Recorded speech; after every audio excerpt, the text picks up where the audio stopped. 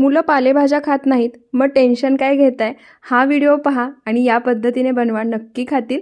त्यासाठी खलबत्त्यामध्ये लसूण, आलं, हिरवी मिरची, जिरं आणि धणे घालायचे, जाडसर कुटून घ्यायचं। त्यानंतर इथे मी शेपूची भाजी 3 वाटी चिरून घेतली आहे। त्यासोबतच अर्धी वाटी ज्वारीचं पीठ, 1 वाटी बेसन पीठ घालायचं। त्यासोबतच स्क्रीनवर दिलं आहे ते सर्व साहित्य घालायचं, चवीनुसार मीठ घालायचं, मिक्स करून घ्यायचं। लागेल असं थोडं थोडं पाणी घालायचं आणि आपण कोथिंबीर वडी बनवण्यासाठी जसं पीठ मळून घेतो त्या पद्धतीने पीठ मळून घ्यायचं। वरून थोडंसं तेल सोडायचं, पिठाचा गोळा तयार करून घ्यायचा। स्टीमरच्या वरच्या भांड्याला सुद्धा तेलाने ग्रीस करून घेतलं आहे, त्यामध्ये मळून घेतलेल्या पिठाचे रोल करून ठेवायचे आणि हे रोल मध्यम आचेवरती 15 ते 20 मिनिटं स्टीम करून घ्यायचे। रोल छान स्टीम झाले आहेत, थंड करून घ्यायचे आणि तुम्हाला हव्या आहेत तेवढ्या जाडीच्या आणि तेवढ्या वड्या कट करून घ्यायच्या। बाकीचे रोल तुम्ही हवाबंद डब्यामध्ये भरून फ्रीजमध्ये ठेवू शकता।